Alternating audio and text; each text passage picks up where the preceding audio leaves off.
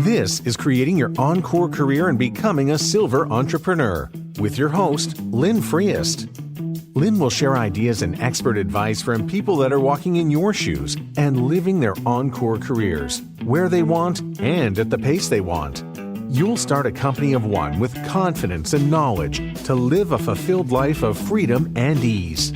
Lynn is a coach and leadership consultant whose mission is to show senior leaders and experts how to start something refreshing and new after a full career in the corporate environment.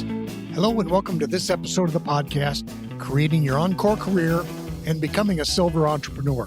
This is episode 117, and it's Building Your Company of One, a conversation with Dale Callahan.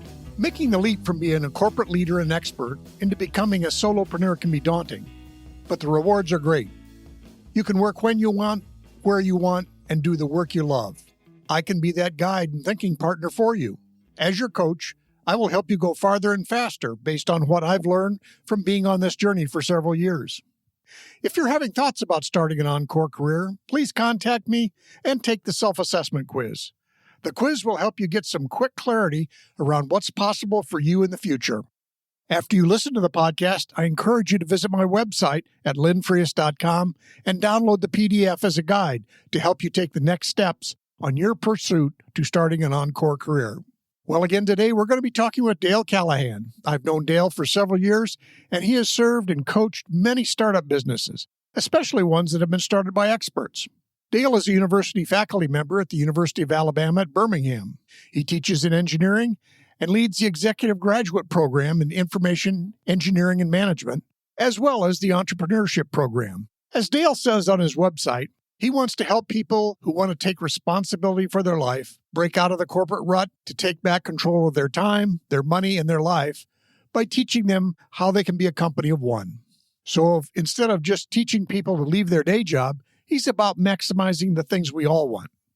Control of our time, our personal freedom, control of our income, stop being controlled only by my pay grade and 3% raises. Control of our lives. In general, getting back to where you are in control instead of someone else's arbitrary system. So some of the questions we're going to be talking with Dale about are, how do you create a value proposition based on your expertise? How, even in your current job, might you talk with your boss and find out what's the value he really needs from you? It might surprise you. In creating your new business, your own pain points to solve, even as you get started looking for your client pain points. And then also a surprising thing Dale discovered about how Chick-fil-A's target customer is not who you'd expect.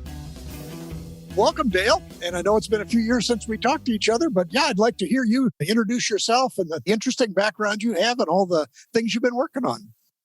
Yeah, it was great to talk to you again since we connected on business ideas many years ago, however long that was. But I'm kind of the entrepreneur at heart, everything I've done. So when I was a kid, a teenager and everything before college, I was involved in business activities all the time. I went to the university to get an engineering degree, which you know, and went to corporate America with basically what's now AT&T. And I always like to say I had a corporate lobotomy. There's something about working for corporate America that takes, and I don't mean that so negatively, but it takes the entrepreneurial spirit out of you, or you just forget thinking about it. And I left after 15 or so years and was shocked that my brain had become muddled in just the bureaucracy that's the normal of business. But so I got back into lots of other business ventures and started with the university. Accidentally, they were recruiting me and said, "Hey, we need somebody with a PhD and an entrepreneur spirit and with industry background, and you're the guy." And I was like, I told them several times I have no desire to work for academia, so they talked me into it. I'm doing work similar to the spirit of the things that you're working with. Obviously, a different group of people. We're taking professionals. We bring them in for graduate degrees, and mostly we're a leadership development program. As some of our alumni are saying, we're not really about leadership development. We're about finding yourself and figuring out how you can make more money doing it. That doesn't look really well in the academic setting. They don't like those words. As a matter of fact, they don't even like the words coaching in the academic setting. But that's what we've been doing. And so I've been, while I've got other ventures of my own in real estate and some online business activities I've been involved with, and of course, a lot of coaching, A lot of it has been involved with just the university and connecting with these people. And there's nothing, I know you find this, there's nothing that generates more energy and excitement than talking to people who maybe have been doing professional work for years and then realizing they got lots of possibilities. That's the reason I stay there. So until they run me off, we'll see. So that's what I've been up to. Great. Maybe that's the place we can start then. As I've talked to people, one of the things is they tend to be experts in their profession or experts in leadership or whatever, but then they also get somewhat taken back by the fact that, okay, I've never done this company of one thing before. It's really outside their norm, outside of the habits they developed in the corporate world, as you mentioned earlier. But what are some of the things that you've found as you've helped people suddenly get that aha moment as, oh, I could make some money doing this? Yeah, it all kind of happened accidentally as I was coaching individual people that were corporate, and they were saying, I want to start a company. And at the same time, the dean that had recruited me called me and said, I'm leaving. And so you're going to take my entrepreneurship course since you're running the program and there's nobody else to do it. So I did. And I'm sitting in there trying to, in both cases, my coaching clients and these people, trying to talk to corporate people who had lots of corporate experience, very knowledgeable about how you start a company and getting their head around it. When we would talk about marketing, well, the marketing team is going to do that. You are the marketing team. They're obvious. These people understood that. So I just pulled back and said, okay, let's forget all that. Let's just pretend you're a company because you're making money in exchange for service. You go to work, they're paying you money. That's the definition of business. And as we break that down, every business needs to take care of operations, finance, marketing, and research. And so let's look at how you are doing that for you. And so my whole motive was to get them to think like an entrepreneur so they could think about starting their own company.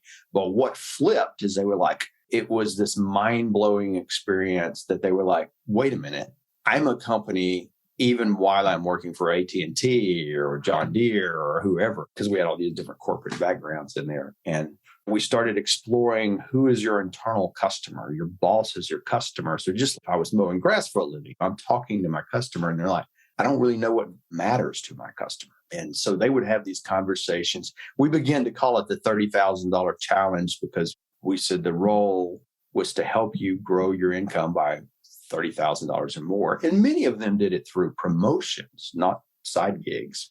But as you kind of get this mindset and you start realizing working for a company, which most of us have lots of experience doing, is the same thing as entrepreneurship. You just didn't see it. You had this facade that you're an employee, but the company was really looking like you, like a contract company. Did you market yourself? Maybe you didn't. Did you show up and do your work? Hopefully you did. Did you take care of the money? Did you pay attention to what was going on research-wise?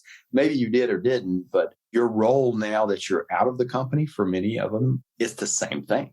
All you're trying to do is add value to people. And so that's been the kind of thing that clicked with a company of one as we've started. So I'm working with a guy right now. He's a patent attorney, owns a small company, and he's struggling, even though he's a company owner, he's struggling thinking through the process of how this works. I think of, again, whether it be myself or people I've talked with, it's our habits of thinking and our habits of action have been defined by the corporate world.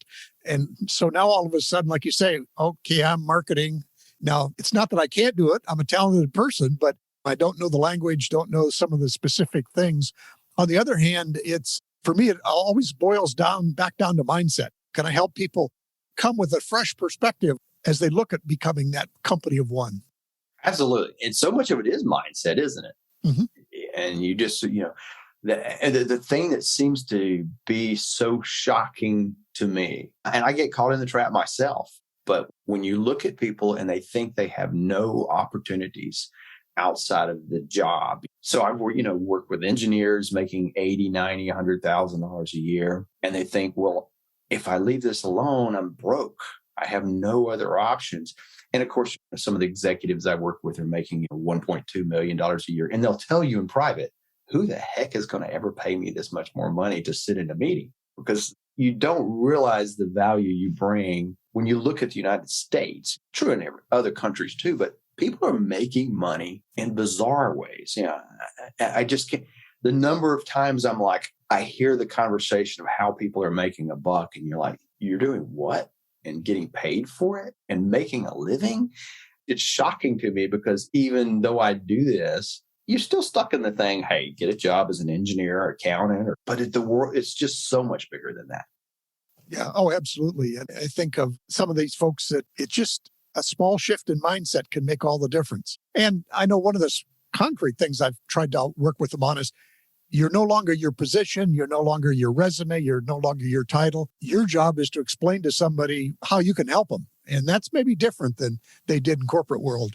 It is. And oddly enough, even though when you do that in the corporate world, one of the exercises we do in our graduate program is you actually go talk to your bosses and your corporate leaders, and you start to figure out what adds value, what doesn't, because it's shocking how much time we spend in the corporate world doing things, thinking they're adding value. And the boss is like, you're doing what?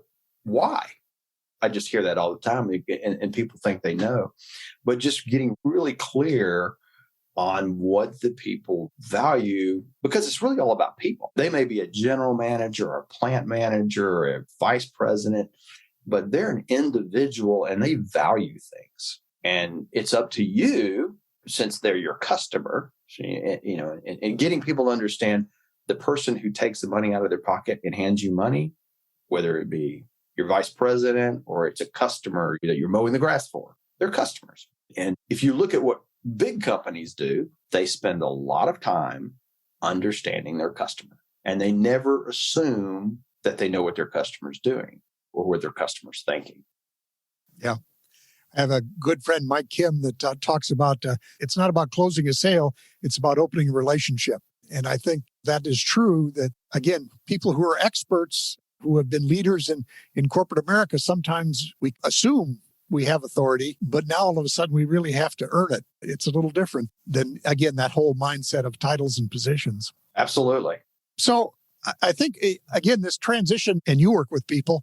So while they have great knowledge, skills, and expertise in some areas, what are some of the skills that they quickly find they need to learn? You have to be both a master and an apprentice, I guess, and as you start out building your company of one. Yeah, marketing is usually the weakest. And I'll say I work with a lot of people who are technical, who have some kind of technical background. You would call them many times, it's less so in culture now, that the new upcoming engineers and technical people aren't as much introverted, but generally in the past they have been. So I'm seeing that shift. But either way, they view marketing and sales much like we probably do when we just think about it, is you use car salesman, it's slimy and it's just ugly. And so a lot of the conversations I'm having is even inside corporate America is how do I brand myself and how do I market myself? Somebody I was working with recently, she was new to a company and she says, I'm new. I'm in the COVID world. I'm on a Zoom call with 30 people. How do I get noticed by the executives? And she was shooting for the top. She wanted to be noticed by the very top. And she felt to do so, she had to be slimy. But she just found a way just to network, to connect, and now she's done it.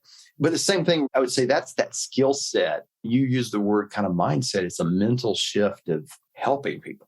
Mm-hmm. If you just help people, they say thank you in dollar bills. It's a little shocking to me. I'm not a salesperson, but I do a lot of sales. And the conversation is half of the time me trying to tell them why they don't need me. Or I'll tell them things like, if you're going to work with me, we're going to be very real world. We're not going to be a lot of theory. And that appeals to them. So, but half of the sales process that I'm doing is just asking people, what are you trying to achieve? And it's shocking. A friend of mine calls it the ethical sales conversation. He says, all I'm doing, he said, I start with, why are we talking? He said, I'll just ask people, why are we talking? What do you want with me? And then he'll ask them, what are you doing? What have you been trying to do? And of course they tell, hey, we tried this. And especially people that tried to start businesses. I bought John's course. I spent $2,000. And I know you hear this all the time because there's so much of that. I talked to a lady the other day and she said, I'm trying to start a business and I spent $2,000 on his course and $2,000 on her course. And she was up into $12,000 of expenses. So I even asked that guy, I said, so why don't you keep doing what you're doing? because getting people to identify their own pain points, because they do. We're all really good at identifying our own pain points. And of course, you can see hers was, you've learned a whole lot, but you haven't done anything. And nobody showed you step one. You have all this theory, but sometimes you just need somebody to come beside you and just, okay, help me do step one. But I think that's the weakest thing, is not so much marketing. I think we're all better at that than we think we are, but it's getting out of our head that this is just finding ways to help people and to serve people. Yeah, it reminds me too, and I mentioned this in many of my episodes, is that I came from manufacturing where you tried never to make a mistake. Six Sigma, you wanted to be 99% right. All of a sudden, I'm trying to create a business and stuff. And one of my, a woman that was coaching me said, Lynn, you have to be ready to practice in public and not be all that good necessarily to start with. And so I still have to be good, but have to recognize that it is a developing thing. That's such a good point, because I've worked with a lot of companies over the years, and a lot of these be venture capital based. So they got lots of money pouring in, but it's the same thing when they start. They may have a pile of cash, but it's like, I won't even say it's organized. It's chaos. It's just, when you look at a true entrepreneurial startup, there is no process. They're discovering process. They're trying to figure out what works. It's like one friend of mine, they had some equipment they were selling, and they were either going to sell to the medical market or to the DOD, two widely different customer bases. And so I was asking him over lunch, I said, how do you choose? And he said, the first ones that write a check. So they're going mad dash after these two markets. And then, and it was the DOD that started writing the checks, but they just did this through discovery. And I was even asking, I said, how many, because they manufactured a piece of equipment. How many do you keep in stock right now? And they were like 8 months old. He said, we have nothing in stock. When somebody orders it, we build it. We order the parts. And it was just this crazy, there is no process. We're figuring it out. But then after a while, you grow and you've got 10 and 20 and 30 employees. And now I think the last I talked to them, they had 300. That's where, and it's funny because a lot of us that start entrepreneur, we laugh at the world of big companies because they're so bureaucratic and process. And so we start with this wild spirit. And when we look up years later, we're bureaucratic and process because you got to have that at some point when you got a couple of, even at 10 people.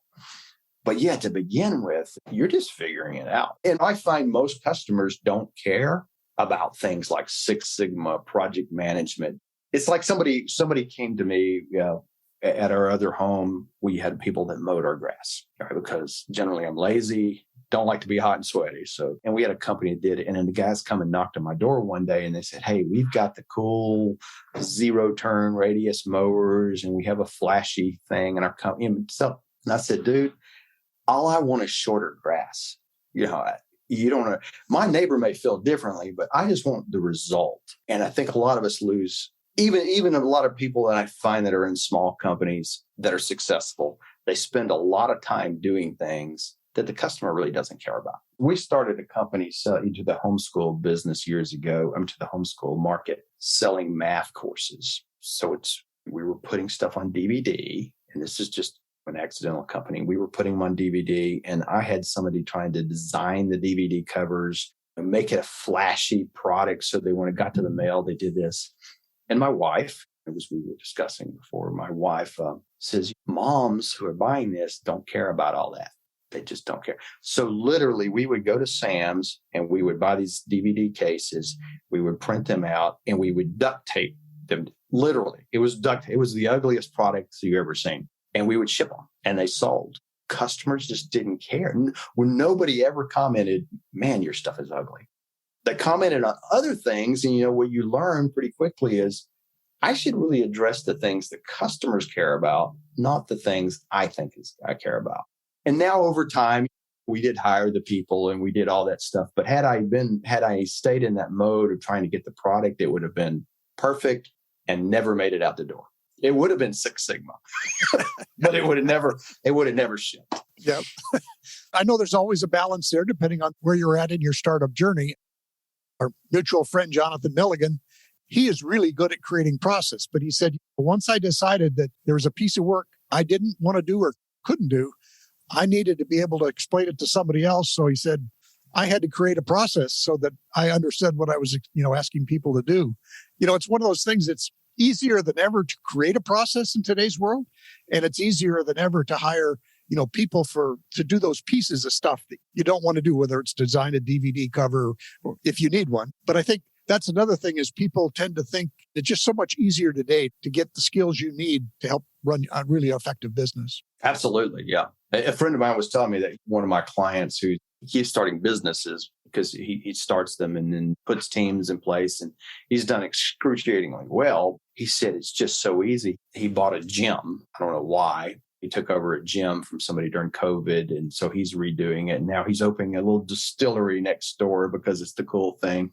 But he said, there's these guys across the street. He said, they manufacture these metal plates that have names on them, and they just do weddings. He said, so he was interested in the process, and they bought one of these metal late computer-driven routers. And he said, all they do is they put it up on Etsy. That's it. He said, they don't do anything. He says, and their process is like, he says, they're not really doing anything. He says, they stick this on there. They hire some kids and they get the names and they print them on there. And he says, they specialize in wedding stuff. And he said, they're just killing it. A couple of years ago, that would have been so hard to do. And it's not even the people. It's that those tools are out there. And that's what his big issue to me was. The tools are out there to start a business, costing you almost no money out of pocket, doing all kinds of things. And it's just so easy to do that most of us, our struggle isn't how hard it is to do, but what do we do? Yeah. No, I've talked to some people that they're experts in, logistics or any kind of thing. And the first thing they say is, I have to learn how to do my web design. I'm saying that may not be the best use of your time because no one's going to pay you to be a web designer. You'd better pay somebody else to be a web designer. Absolutely. Yeah. And I even hear that was so funny. I hear that from people who are IT pros, people who do web work for big banks or something, and they'll be coming out and we were in a thing not too long ago and they were pitching a business idea to us. And they said, I'm like, what is this $30,000 you got to spend for it? And they said, that's a website. And me and my I pull open and pop open a WordPress and say, let me show you how to create a website. It won't be pretty, but I'll do it real quick. They just didn't know the tools were there, even though that's their business. So they fooled themselves into thinking, again, this is how a bank does it. They spend hundreds of thousands of dollars, but it's a different animal. Yeah. And in their case, they did exactly what you said. They were like, we don't know this stuff. And they just hired a guy to do it. Yeah. Changing that mindset, or as again, a colleague said, you got to be scrappy when you start out. Scrappy was not necessarily valued in your corporate days, but when you're on your own, it is. Scrappy is the word I love. Yeah, because that's being at a university, we spin off a lot of companies, or we talk about it inside the university, but the academia mindset is also not scrappy. They're very much big process and everything. And I'm constantly saying, guys, you just got to get scrappy and make this happen. That's not their nature. Yeah. I was going to say, as you've coached or counseled these folks as they've started, you talked about marketing, any particular other skills that you've told them that you might have to either reinvent from your corporate life or add to your personal skills? Yeah, it goes along with marketing, and it's the networking, depending on what you're doing. You might be somebody that really needs to increase your network, going out there, talking to customers. A lot of us, the way we get business is just talking to people. The guy I was just referring to, he spun out of a corporate, started a project management business, and he was telling me, he says, and he's very introverted. He said, so I set up meetings with, I think he said 150 CEOs at small, large companies, whatever. He just barreled his way inside the door. And he said, I was terrified half the time doing that. Now, he's an extreme example, but he grew like a crazy machine. But just that networking your way, because even in the business and the kind of things that we do, we know a lot of other people that do things like we do that in the business world, we typically would look at people like, hey, they're a competitor. But in the entrepreneurial world, your competitor often is your greatest ally, because there's just so much business out there for everybody. But the other thing is just really, you might call it business development, but really getting in tune with what the customer wants. A lot of times I'm finding I'm working with people and they want to sell what they want to sell. And they want to do it the way they want to do it. In this guy's case, he wanted to go into companies doing project management consulting. He wanted to go in there and be the hero, and we solved the problem. What he kept calling me about, he says, all they want is training. All they want me to do is train their employees, and I don't want to do that. I'm like, how much money are they offering you to train their employee? He was like, I hadn't thought about that. I'm like, that is consulting. That's what they need, because customers will tell you what they want if you just listen. The question I always love to ask is, when I get in front of a live customer, is what keeps you awake at night? And if you get a clear answer to that, for instance, I was in the front of a CEO one time, and they made renewable products and put them on a barge. And within 15 seconds, he says, we put biodegradable material on a barge. It's not a matter of if, it's a matter of when it's going to explode. And when it does, it's going to burn the barge in half. That's $750,000. And then the cost of the Corps of Engineers to clean up the river, it's a $2.5 million risk. I got no idea how to fix this. He just rattled it off of the tip of his tongue. And he told me his number one problem and the value. Friends of mine that have started companies in the medical IT industry, same thing. If you ask a CEO of a hospital, what's his or her number one problem, it'll roll off their tongue. Oddly, when you talk to somebody in middle management, sometimes they don't know what their problems are, or they don't know the value. So I think the savvy thing is learning, when you talk to somebody, if they can't tell you that, then they don't have a problem. There's nothing for you to solve. And so why bother? And it could be a mom, it could be a dad. Why bother trying to sell them something that they haven't perceived as their problem? And just getting in tune to that moves you from the slimy salesperson to the, I'm here to help you. Mm-hmm. To me, that's the thing that bites people, because the other mindset shift is, it's not what I want to give you, it's what you need. Yeah, I know. And I've helped in some entrepreneurial local efforts, and they use a lean startup process, but we always said that we wanted them to talk to 100 customers before they sold anything. And we said, that's hard, and because it was a short time frame, but we said, you won't see the magic until after about the 50th conversation. And then you'll start to see some patterns and stuff. But that whole idea of what they really want versus what I want to sell them. Yeah, and it is tough. I would say that's fair, because the first people you talk to, you can get disheartened sometimes, or you can get excited, but you're excited around the wrong thing because you didn't hear them clearly. So a friend of mine that started a healthcare company, he heard words from the CEO, and the CEO was much like I just said, he rattled off the issue. I forget, a multi-million-dollar annual loss. And he said, so I went away and I thought, I need to go back and make sure I heard it right. So he went away and he said, okay, this is what I heard you say. And he said, well, the second time the conversation got a little, he said, what I thought was a solution, he told me, he said, we got this great, super technical, it'll be newfangled Wi-Fi technology and stuff. He's a PhD engineer. What he ended up selling them was nothing but they were pulling a couple things from existing databases and making them more visual. And all the newfangled technology, they didn't care about. And that made him a lot of money. He told me, had I stuck to being insistent on using my technology, they wouldn't have bought it. Yeah, a couple of years ago, I helped a friend through this startup process. He designed custom jewelry.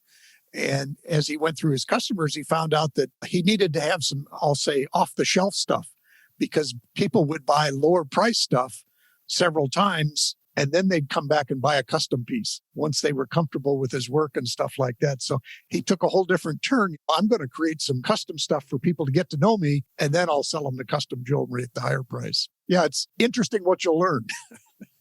Yeah, and related to that, Chick-fil-A is a company that's big in this part of the country. I guess they're in a lot of the country right now, but just understanding who your audience is, they call it the avatar. But I remember one of the executives with Chick-fil-A telling me, so here they are selling chicken sandwiches. They said, who we sell to is women, 18 to 35 years old, that are moral, conscious, active, a little over the, not wealthy, but over the middle class. Well, this was their target audience. I told him, I said, so I'm not invited. I'm a male. He was like, what happens is we learned if you bring mama at that age range, you bring everybody. And of course, their product might be offensive to some people because of the way they market and brand themselves, just as Apple's is and Google's is and everybody else. And really tuning into who your customer is and not worrying about who they're not, which is hard for me. I think it's hard for a lot of people because we want to say, yeah, we'll help everybody, which is, as you know, you've been to these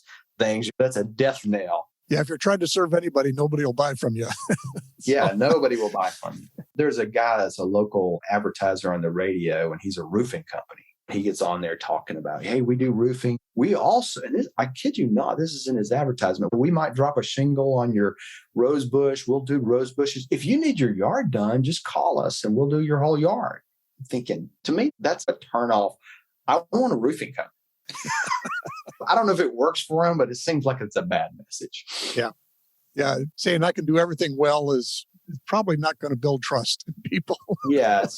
It's the sign of we do oral surgery and taxidermy. Yep. No, thanks. Thank you so much, Dale, for all this insights. Any final thoughts you'd like to share with the audience of people who are starting an Encore career or considering one? Certainly, I know you're helping people in that very arena. So any final thoughts you'd share with them? Yeah. One of the things is talk to lots of people. When people are talking to you, Lynn, this is hard to appreciate.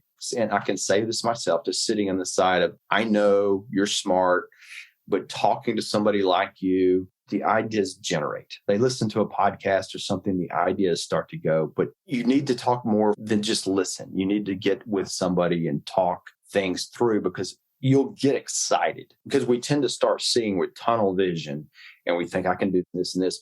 And if somebody can help us widen that vision and see the possibilities, because it is really true that there's just incredible possibilities. Money is so easy to flow. And I used to hear that and think, well, that's real nice for him to say, but money's the easy part for us. This attorney the other day I'm talking to, he's at such a pain point. Writing me a check to help him wasn't a bother. His pain was, if I stick with this problem, I feel like a nobody. I feel lost and he needed some help. Now, whether we're going to help him or not, I don't know. But I think just by him taking action, this is the weirdest thing about a customer taking action, he's already moved. Mentally, he's already made a mind shift of where he is. So I would encourage anybody out there listening and you're struggling and you kind of feel like this, you feel trapped. That's what and I know you find that, Lynn, is a lot of us feel trapped.